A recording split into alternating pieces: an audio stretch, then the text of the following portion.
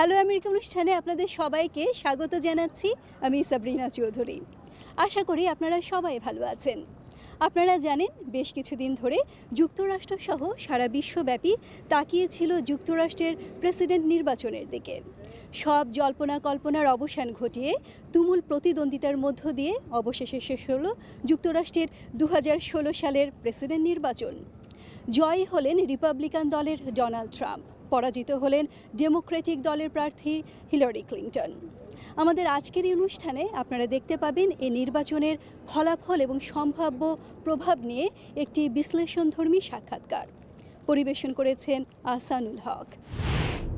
যুক্তরাষ্ট্রের 45তম প্রেসিডেন্ট কে হবেন সেই প্রশ্নের উত্তর আমরা এখন জানি, Donald Trump.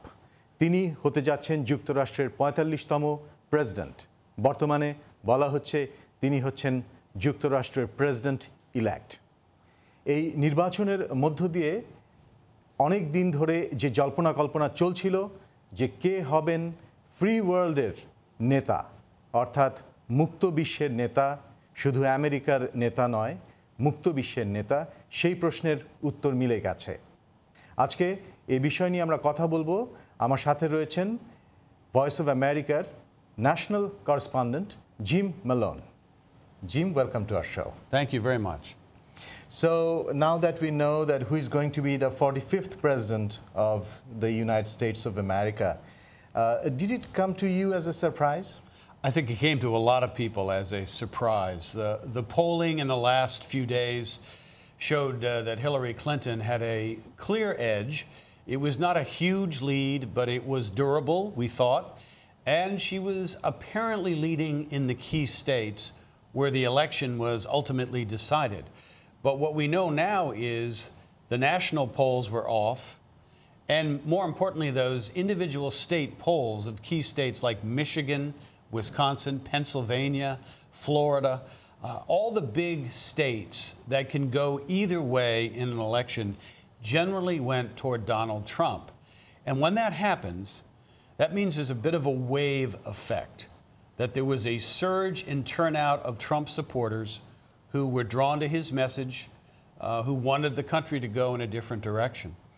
And I think what we're seeing here is this was a change election. And I don't think Democrat Hillary Clinton fully grasped that early on, nor did a lot of Democrats. And they're paying the price now. Is this country not yet ready for a female president? Well, many women were ready on the Democratic side. It may be true that the country was not ready for this particular woman president, Hillary Clinton. She was always acknowledged to be somewhat of a flawed candidate. One of the key issues about Clinton was trustworthiness. And the email controversy we heard so much about, including in the final week of the campaign, seemed to undermine voters' trust in her. Now, Trump had his issues too. Let's not discount that. Issues of temperament, of how he treats women, of how he treats minority groups, ethnic groups, what he said about Muslims, Mexicans, and various other groups that were offensive to many people. But I also think what's coming into focus now is that Hillary Clinton has been on the national scene in the United States for many years. And I can recall going around covering political stories for years. And when Clinton's name would come up, there would be often, not always, but often a visceral negative reaction. Why? And it was, well, I was always asking that.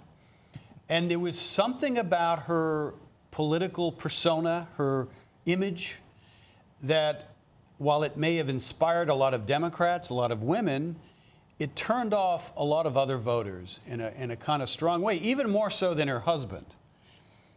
I think perhaps some voters saw her as having hard edges, as not being authentic. I think all of this now will be hashed out by analysts, by the Democratic Party. Did we make the right call in nominating Hillary Clinton?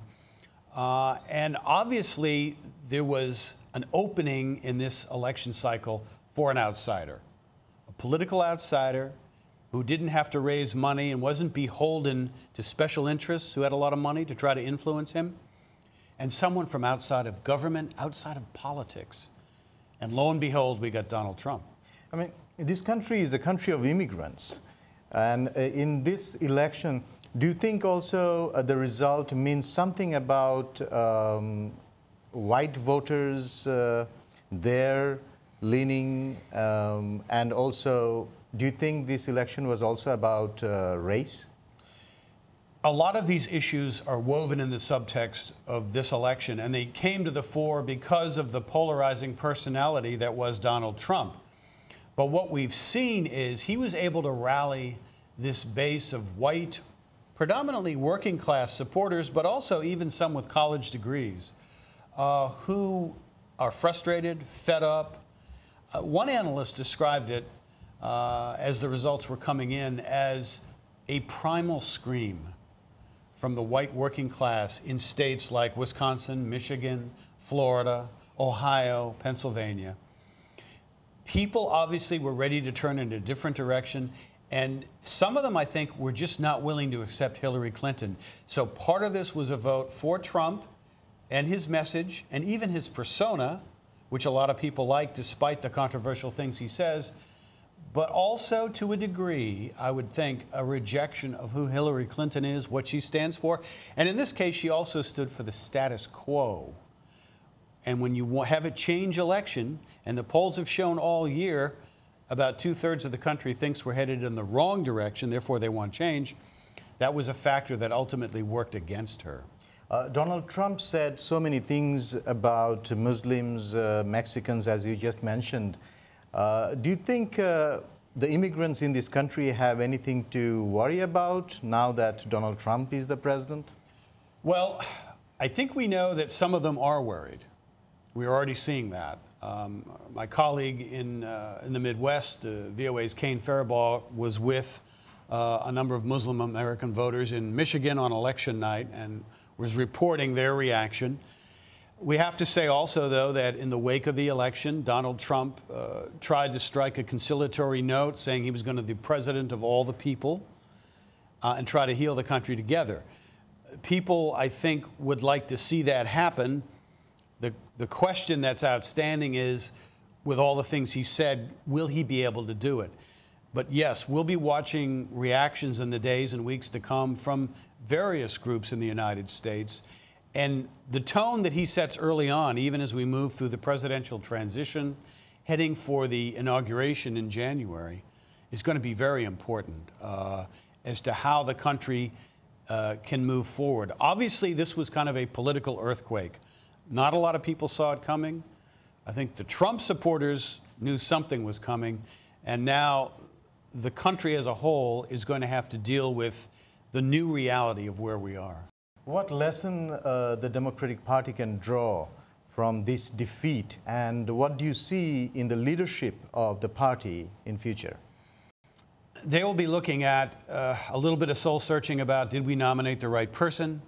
Why can't we appeal more to white working class voters? You know, 40, 50 years ago, they were the bedrock of the Democratic Party.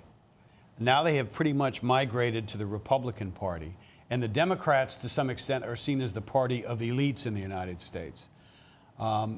They're going to have to fix that a little bit, make themselves more appealing to a broader group of voters. They've been counting on this rising electorate of minority voters, the growing immigrants, be they African Americans, Latinos, Asian Americans. But in this case, it clearly wasn't enough to secure a presidential victory. So the Democratic Party's in for a period of soul searching. Thank you so much for your time, Jim. You're welcome. Very much enjoyed it. সবাই ভালো থাকুন। আহসানুল হক, voice of America. এই ছিল আমাদের আজকের hello America. আশা করি নির্বাচন পরবর্তী আমাদের এই পর্বটি আপনাদের ভালো লেগেছে। আপনারা যদি আমাদের এই প্রতিবেদনগুলো আরও বিস্তারিত দেখতে চান তাহলে আসতে পারেন আমাদের ইউটিউবের VOA বাংলা এই চ্যানেলটিতে।